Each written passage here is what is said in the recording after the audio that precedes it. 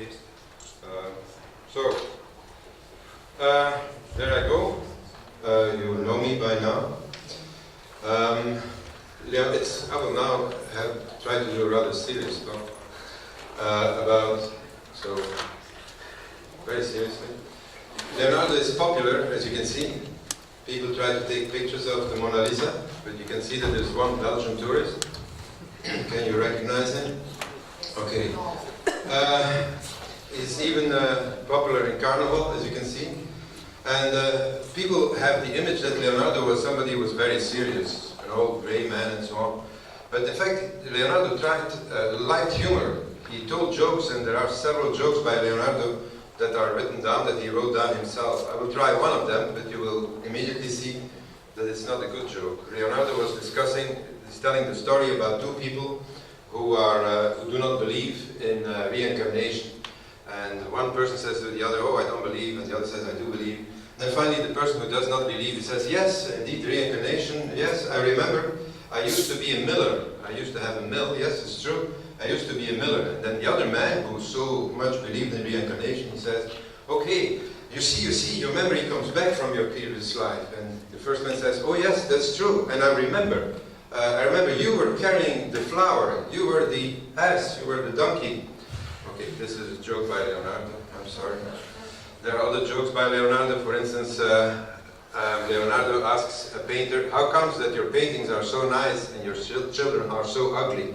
And the painter answers, "This is normal because I make my paintings during the day and my children at night." Here is Vinci, and there is Amboise. And when he was born in Vinci, he died in Amboise. In Carnival, you can see, you can see him with his works. You can see that Leonardo was described as almost everything. He was everything, apparently. So he was a musician, engineer, everything. There are some of his inventions, and apparently his brain was full of mathematics. Is this true? Well, Leonardo, he became interested in mathematics only at the age of 45. It's good to know that. Before, he did not do any mathematics. He was not even interested in it. Because then he met Pacioli. And he met Pacioli, and he made drawings for his book. He made drawings for the book about the divine proportion. I should not say golden section because this word comes much later, in 1850. So we will talk about this book in particular. What is remarkable that you will find an error about which Rinus Roelofs has already talked here for this audience. And I think by now you should know this error from what Rinus Roelofs explained. Do you see it? This is a drawing by Leonardo. This is a drawing by Rinus Roelofs, who could not be here, and I will explain you immediately why, not immediately at the end of the talk, why he is not here. Well, the error, you can see it on the bottom. Here it is. Here you see 4 edges, and there should be 3 edges, because of course it's a pyramid on a triangle, and there should be 3. So 3 edges, not 4. Leonardo made a clear mistake. This is the original volume on which he had to put pyramids. So if you put pyramids on them, you see, nice little drawing, put pyramids. I like to do that. Okay, put pyramids on it. And you can see there should be a triangular pyramid there. Okay. You can imagine that the question is, why was it discovered only now? Why after 500 years? Why everybody has studied Leonardo over and over and over, everybody during 500 years? Actually, Rinus Roelofs made this discovery about 10 years ago, and he mentioned it in a talk for 100 people, and people smiled and said, "Oh yes, well, whatever," people said. But there was one person in the audience who talked to Rinus later, so this would be Rinus Roelofs, and he saw this polyhedron by Leonardo, and Rinus Roelofs, he said, "Oh no, Leonardo made a mistake, but it's Leonardo, it's Leonardo." Oh. Fortunately for him, well, there was somebody else. And he said, "Go for it, go for it." So in fact, the meeting of Rinus Roelofs with myself was the meeting of 2 complementary minds. And this is why, in fact, after 500 years, the error got revealed. We got several reactions. It was published in Scientific American. People even made cartoons of Rinus Roelofs looking at Guernica. and asking, what is there, is there an error in this painting? And then admirers of Leonardo said, it was not a mistake, it was not a mistake, it was a riddle asked by Leonardo. Some people say it was a mysterious code, and some people said Dirk Huylebrouck may know everything about mathematics, but for sure they don't know anything about mysticism. We reacted to this by saying, we agree, you're right, we do not know anything about mysticism. Actually, we're still waiting about people who want to write a mysteriously motivated book, the Da Vinci Code, version 2, and we are waiting for the money. Okay. So, others said that Leonardo drew a pseudo-rhombic cuboctahedron. It's easy to understand what it is. If you take this triangle here, you turn it, then the triangle comes there, and it fits, and it's another polyhedron. This is a rhombic, this is a pseudo-rhombic, because there's a little shift. This has less symmetry than this one, as you can easily see. And so they said, well, Leonardo drew pyramids on this volume, not on this one. Well, first of all, this volume was discovered only in 1905. It might be strange why this was done so late, but this is true. It was discovered only in 1900. And it's not really a truly Archimedean solid. This is important. Sometimes it's called the 14th Archimedean solid. It's important because they tried to enumerate all polyhedra they knew, so they forgot this one. And the book by Pacioli was structured very well. On each page you find the volume with flat, with, as he called it, this was hollow and this was complete faces. And on each page, so it was structured, you find both versions.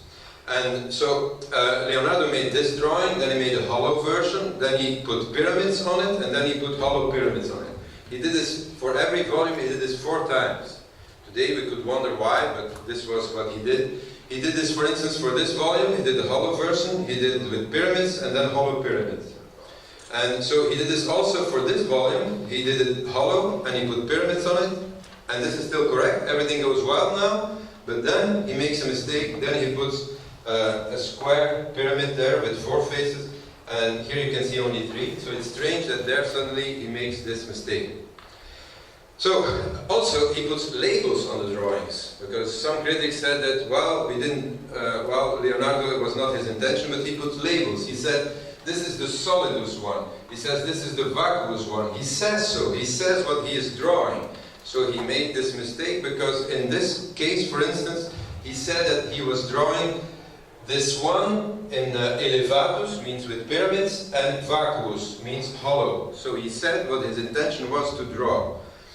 Okay, so still there was criticism, although Pacioli, in his own words, he described how he made it. He described that he made it a little bit like that animation there. He described what this volume was. So in my view, I think there's no way to find an excuse.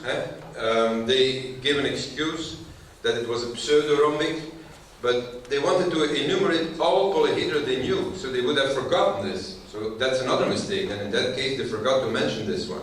And they even wrote down what they wanted to draw, there were labels.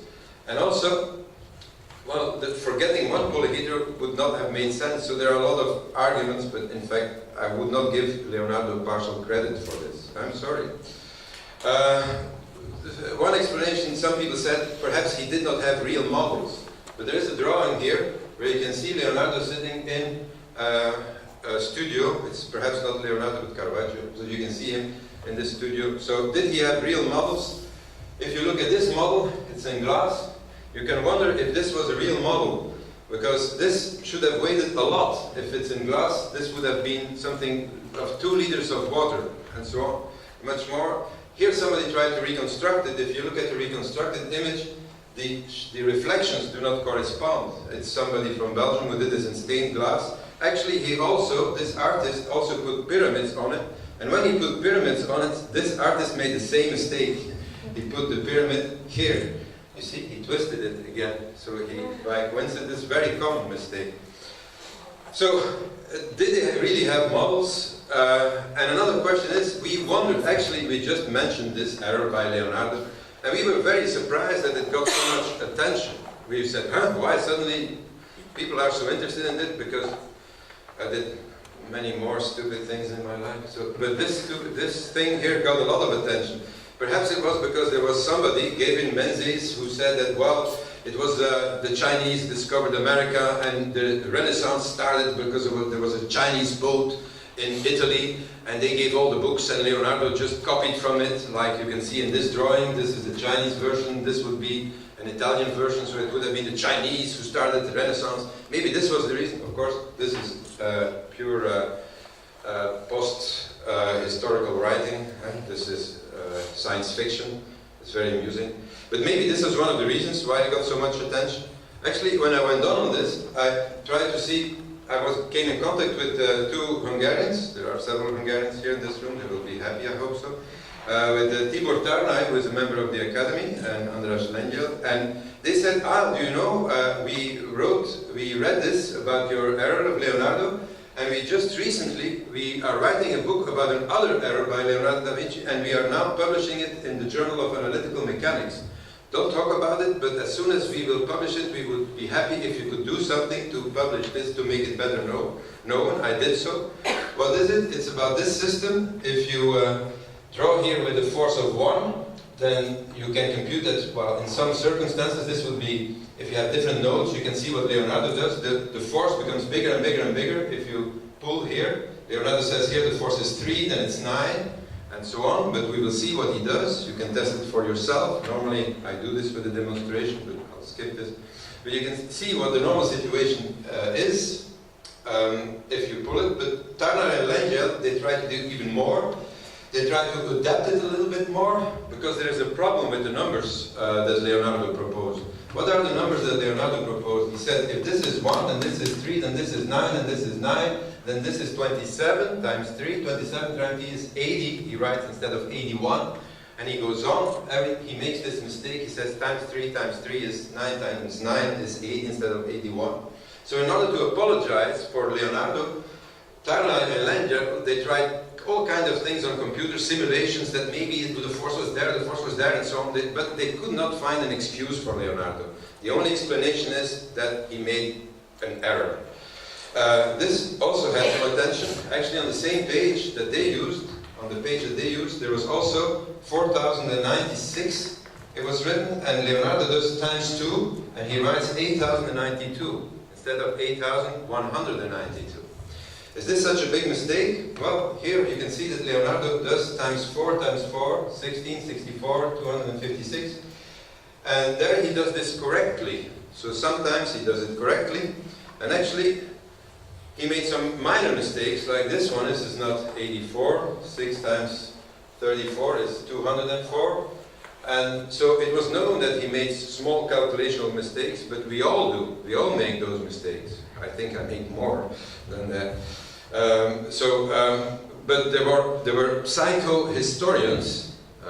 Yes, it seems to be a branch that exists in psychology. Psychohistorians. Did you know that? Psychohistorians. They drew the conclusion from these two mistakes that, and from he also made a mistake when he gave the age of somebody who was born in some year. And from these three data, they concluded that Leonardo suffered from developmental dyslexia. I think I suffer from this too, in this case.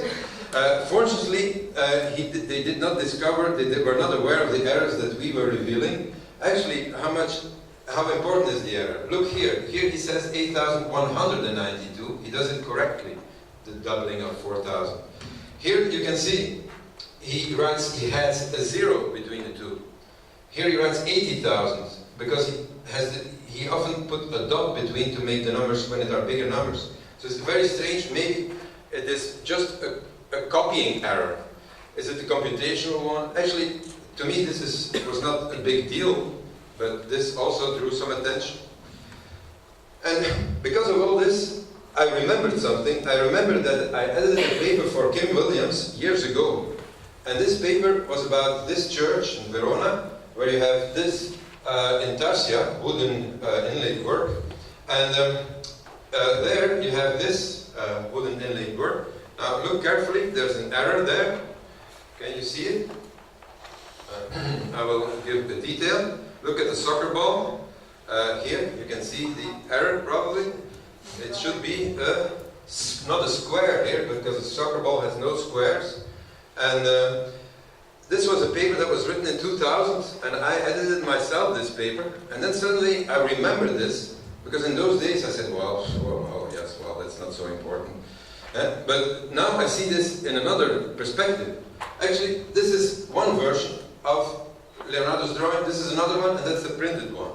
Here you see there's a square. Here you see there's a hexagon.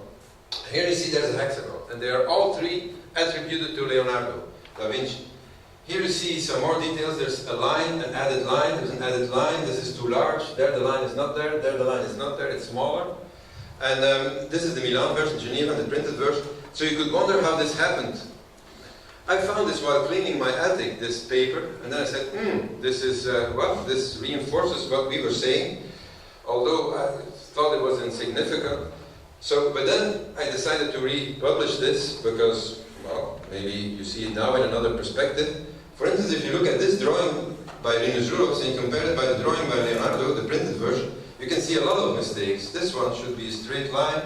And all these little lines here, they should be parallel or straight, and they're not correct. So let me give you a quiz, because I know the time is short. Let me give you a quiz here. Can you see here an error? Can you do a case study yourself? Can you see what is wrong or what is for this observation? Can you see something? Oh, I already gave him 0 to 1. But can you see why? Well, perhaps I should not wait too long for the question because the time is short. Here this rope is correct, but there the rope is at the back. It will never hang like that, the polyhedron. It will hang at the other side. So this, I give Leonardo here 0 out of 1. Let's do this one here. This is correct, no? But what happens with these representations? These are representations of the same solid. But you see, the triangle here is in the wrong position. This doesn't even seem to make sense, unless you would look at it from below. Right? So 0 out of 2. Okay, we are grading Leonardo da Vinci. Okay, we are not very modest, I agree. This is a pyramid. Is it inside out here? What do you think? Here, inside out. Leonardo did this many times for many pyramids. This seems to be the full version of this hollow version. How is this? How does this compare? I don't get it. And nobody ever dared to say something about this. I wonder why. Here you see a cone drawn by Leonardo. Can you see something? If my architects would draw this like this today, I would give them 0. Why? Because a cone, of course, here, it should not be sharp. It should be an ellipse, of course. There I exaggerated a little bit, but it should be an ellipse. How comes that the great Leonardo did not know this? Okay, 0 out of 4. Let's look at this one here. Look at this side, and the side is there. Somebody turned the drawing. Probably the printer. It was turned and it was mirrored, although it had to be the same version. Okay, this is not a big deal, but a mistake is a mistake. Sorry, Slavic, I see that you're very critical about this. But here you see these two tops. Now suddenly the tops, what happens? They change the position. Okay. More. Look here. Do you see anything special here? Do you see anything special here? Look here, the shadow of this pyramid, it is correct. Here the shadow is, well, hard to see. And here it's a line. The shadow of a pyramid is a straight line. We know that that is not true. So here, this is another problem with shadows. Here you see the shadow is correct. For a pyramid, there it's something like a parabola, and there it's a line. Okay. So who did this? Was this Leonardo or was it the printer? I gave 0.5 out of 6 because you can discuss here. Here, another one. There seem to be missing edges. Look, here, there should be an edge. There should be an edge there too. There should be a line there. The line is missing. Here too, there is a missing edge. Here there's a missing edge. Out of 7. Let's look at this one. That should be pyramids on this volume. But if you look carefully, this line is like an echelon drawing. It starts there and then it comes the other side. It's like with a Penrose drawing. It starts there and then it comes here. It's easy to see. It starts on the back and then suddenly it comes on the front. It's like an echelon drawing. This is not Escher, this is not Penrose, this is Leonardo da Vinci. 0.5. Here you can see that somebody made the faces more flat. This is maybe not such a big mistake. This is a sphere drawn by Leonardo da Vinci. I thought it was somebody, a bald person, seen from above. But okay. But actually, if you want to know who made it, his total score is 1 out of 10. You can see the fingerprints. So you can see who did it. Maybe it was the copyist.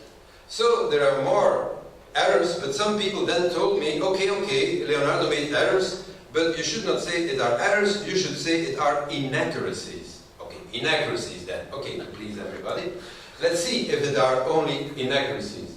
So, another discovery now with Jos Janssens from the Netherlands. Well, in this book by Pacioli that he gave to the Duke, Ludovic Forza, that he gave to Forza, you can find an interesting theorem, and I will go over this theorem.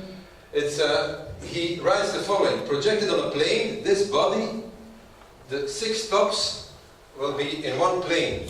This is what he writes down. And he says that it's like this. He gives no proof, but he got it through great abstractness, through deep science, through algebra, and through Al-Muqabala, he says to the Duke. I made this great discovery that these 6 points here are in one plane. These 5, and the one in the middle are in one plane. Of course, there can be no proof for this because it's wrong, because they are not in one plane. His theorem is wrong. This one is out of the plane, out of this plane. So there you see, it's not an inaccuracy, it's simply a wrong theorem. If you make a correct drawing, this comes out of there. The theorem is wrong. Now, you can see it with your own eyes. There are even other errors in this drawing. There should be lines there, but this is maybe now of the same style but, as previously. So the question is, if you propose this as a paper to journals, they say that they don't see the error, the referees. This is what they answered me. They say that the error is not clear. But I can see it there. I see the error. It's obvious, no? So I don't understand. Well, actually, I do understand why they refuse this paper. They just don't want anything bad about Leonardo and so on. Yeah, what do the Leonardo specialists do, for instance? Here you have a bridge. This is 2 other bridges. But let's look at this first bridge. This is a model they made for this bridge. Okay, the number of columns is not the same. Okay, we agree on this, but this is not so important. This is Leonardo's model, and this is what they make from it in museums. What do you see? There are no pillars. See that? It's a bridge that stands as if I would like to fly by pulling my own hair, like this. The pillars hold themselves up by their pants. They're doing, okay, I'm flying, I'm flying. And in Amboise in France, there is this model, and they put a little stick below it. Why do they put a little stick below it? Because they had seen that the model started to fall, to break by experience. This is a real scale model. These are wheels, so to say. But in the real model, they only use 2 pillars, because of course it's impossible to construct a bridge like that. They also make crossings here, because apparently the craftsmen saw that it was better. So they added things to it, and it was used in an exhibition, Leonardo the Genius, by an Australian company, with a huge Australian company, and there they have this model for this bridge. See this model? There are no pillars. These 2 blocks, they're just to show the bridge. There are no pillars. And I published this. It was on TV in Belgium. We had to do the TV report on the stairs before the entrance of the museum, because the exhibition did not allow us to get in. They said, no, you cannot film the error. You cannot do a TV report. And it was in the Stock Exchange building of Belgium, and the TV report was on the university website, and then suddenly it was removed. And I asked my university, who is in the top 100 of the universities, so it's not such a bad university, I should not say too many bad things. But I asked them, why did you remove it? And the answer was, because those people of the exhibition have a lot of money. This was the answer. So if you have a lot of money, you can say that 1 + 1 is 3. This is what I got from the, and I'm not afraid to say this. I tell you, if you would like to tell my dean that I said so, please do. I was called to the dean's office. The dean's office said, Mr. Huylebrouck, come here. What did you do now? I came up with. And I explained, but fortunately he's an architect, so he understood immediately. It was actually a question in the Brussels City Council, and because they even threatened me. They said they wrote an email to the dean saying that if this Mr. Huylebrouck does not withdraw his opinion, then this may have a bad influence on him and on his future projects. 3 points, point. And so the question was, because he was sponsored by the Brussels City, how did you dare to do that? Let's end in a more beautiful way. This is the museum in Vinci, and here in the tower you have this museum part, you have these models by Leonardo, and you have these posters. And for instance, here you see a model of an octahedron. And here you see a net for an octahedron, proposed in this museum.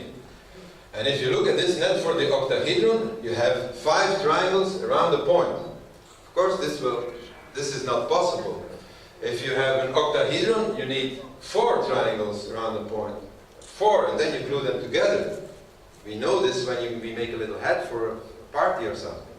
So this is shown in the museum, and Rinus told this again to me, that he said, I saw an error.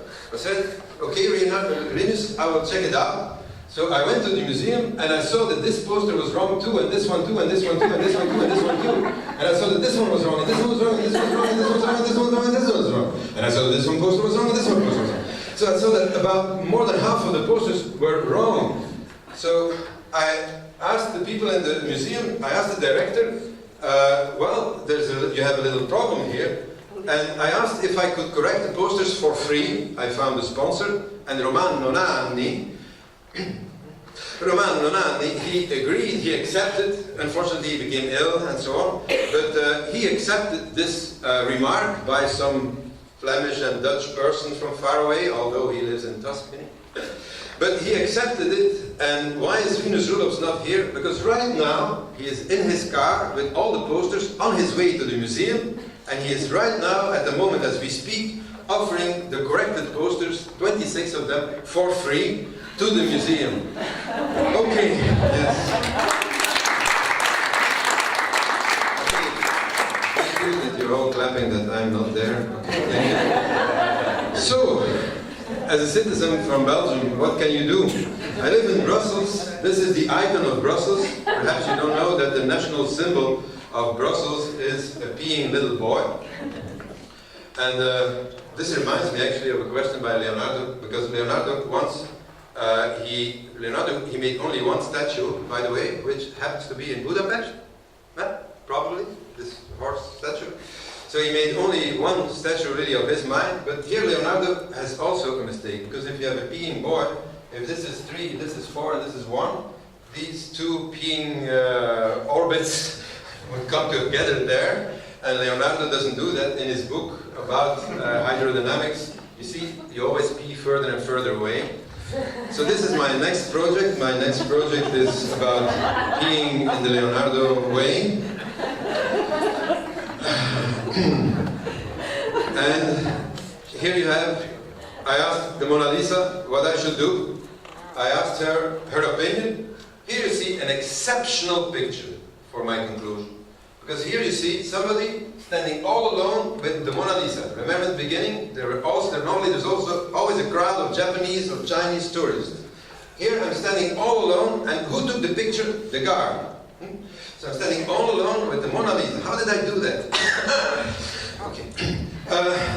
And I asked the Mona Lisa, what do you think of all these errors? And she smiled at me. Thank you for your attention.